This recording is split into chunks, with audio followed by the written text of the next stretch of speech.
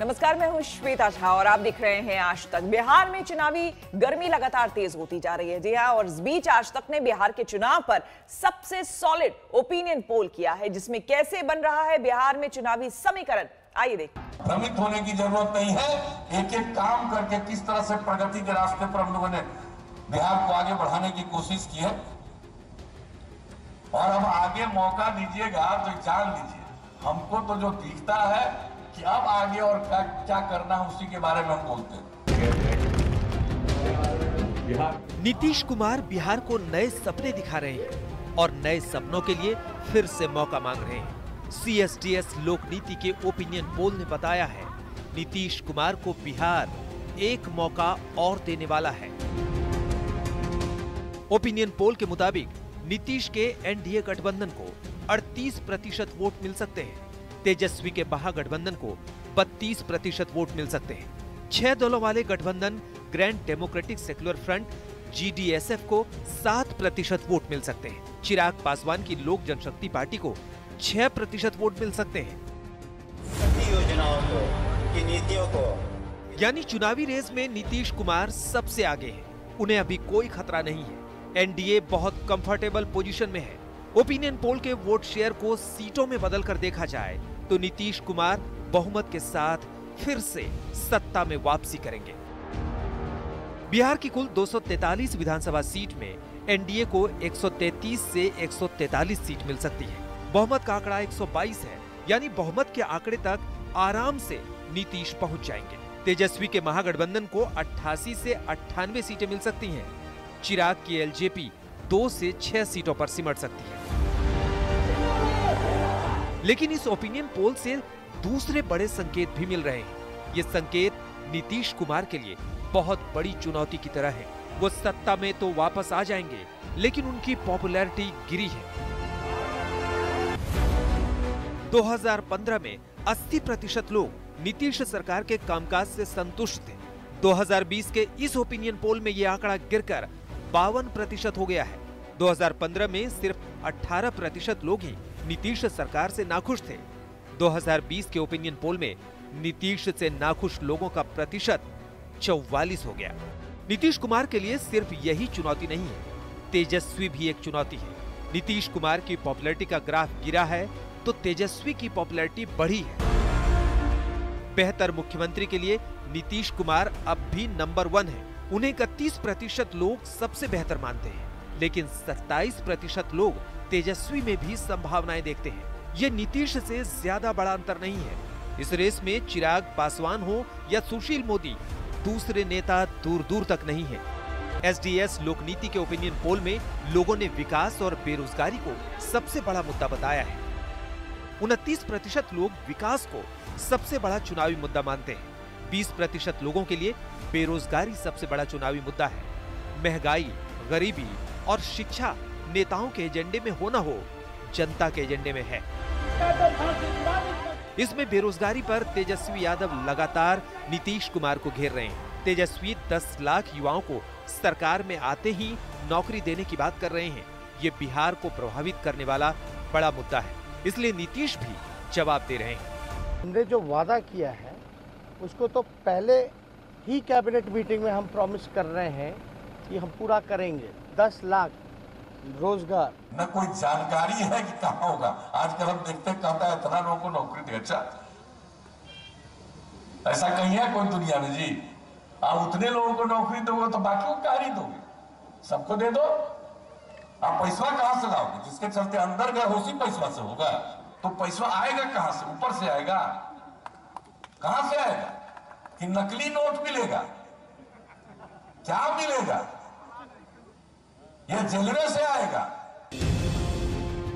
बेरोजगारी का मुद्दा कहीं हावी ना हो जाए, नीतीश कुमार को इस बात का डर है, इसलिए वो इस मुद्दे की हवा निकाल रहे हैं और तेजस्वी यादव पर सीधे हमले कर रहे हैं। आज तक ब्यूरो। बिहार में प्रचार की जंग तेज और तीखी होती जा रही है। बीजेपी अध्यक्ष JP नड्डा ने कांग्रेस पर बड़ा सियासी हमला किया है। नड्डा ने कांग्रेस को देशद्रोही ठहरा दिया है। कांग्रेस और आरजेडी के गठबंधन को अपवित्र करार देते हुए नड्डा ने टुकड़े टुकड़े गैंग का भी जिक्र कर दिया।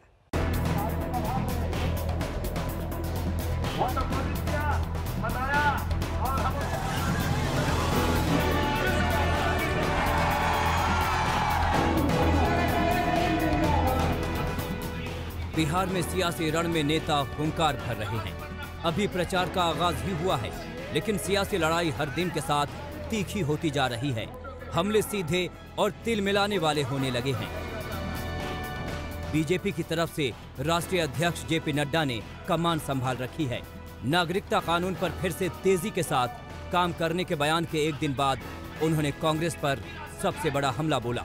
नड्डा ने सीधे सीधे कांग्रेस को देश विरोधी ठहरा दिया और आरजेडी कांग्रेस और माले के गठबंधन को अपवित्र करार दिया। ये जो गठबंधन है ना, ये माले, ये कांग्रेस, ये आरजेडी, इसको आप साधारण मत लेना। सबसे पहली बात तो ये है कि यह एक अपवित्र गठबंधन है, अपवित्र गठबंधन, अस्वाभाविक गठबंधन है।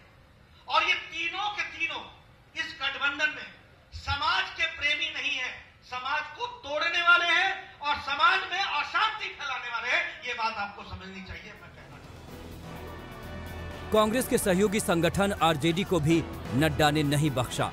टुकड़े टुकड़े गैंग का जिक्र करते हुए नड्डा ने कहा कि तेजस्वी को नहीं पता कि आरजेडी को हाईजैक कर लिया गया है। नाड़ी का नरसंहार याद है ना?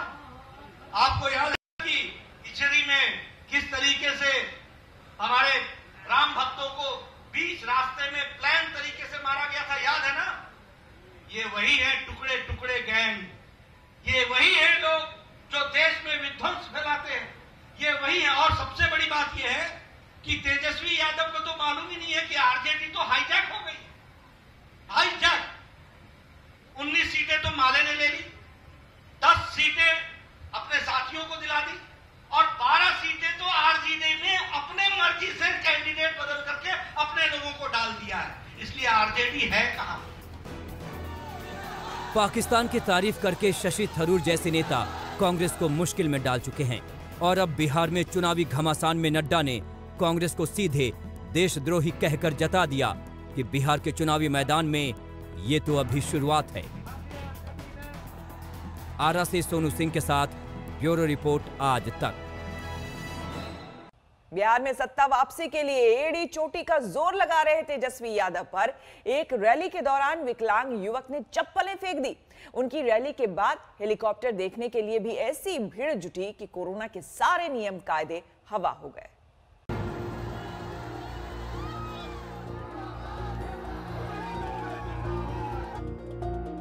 बिहार में वोटरों को लुभाने के लिए नेता एड़ी चोटी का जोर लगा रहे हैं। इस कोशिश में कई बार उनको अप्रिय हालात का भी सामना करना पड़ रहा है। ऐसा ही आरजेडी के नेता तेजस्वी यादव के साथ औरंगाबाद में हुआ। मंच पर बैठे तेजस्वी पर एक विकलांग युवक ने एक नहीं 2-2 बार चप्पल फेंकी। पहले वार में चप्पल निशाने पर नहीं लगी तो युवक ने दूसरी चप्पल उछाल दी जो तेजस्वी के हाथ पर लगी। बिहार में चुनाव प्रचार के और भी अजीब रंग देखने को मिल रहे हैं। पटना के मनेर में तेजस्वी के हेलीकॉप्टर को भीड़ ने घेर लिया। महज हेलीकॉप्टर की एक झलक पाने के लिए लोग बेकाबू होते दिखे। इस दौरान कहीं कोरोना का डर नहीं दिखा और ना ही कोई एहतियात। सैकड़ों की भीड़ को संभालना मुश्किल हो गया। खुद तेजस्वी को मशक्कत करनी पड़ी। इस बीच सियासी मुद्दों और विरोधियों पर वार के बीच आज से बिहार में प्रचार और जोर पकड़ेगा। आज भी नए वादों और ताबड़तोड़ रैलियों का दिन है। आज कांग्रेस अपना चुनावी घोषणा पत्र जारी करेगी। एलजेपी भी अपना विजन पत्र लेकर सामने आएगी। इसमें महिला सुरक्षा और समान काम समान वेतन जैसी बातें हो सकती हैं। प्रचार के मोर्चे पर भी आज दिग्गज मैदान में होंगे। यूपी के सीएम योगी आदित्यनाथ जमुई, भोजपुर, पालीगंज में रैलियां करेंगे। बीजेपी अध्यक्ष नड्डा की रैलियां बेतिया और मोतिहारी में होंगी। रक्षा मंत्री राजनाथ भी बाढ़, नोखा, औरंगाबाद में वोटरों से रूबरू होंगे। इसी हफ्ते पीएम मोदी और कांग्रेस के नेता राहुल गांधी भी बिहार के चुनावी घमासान में उतरेंगे। आज तक ब्यूरो।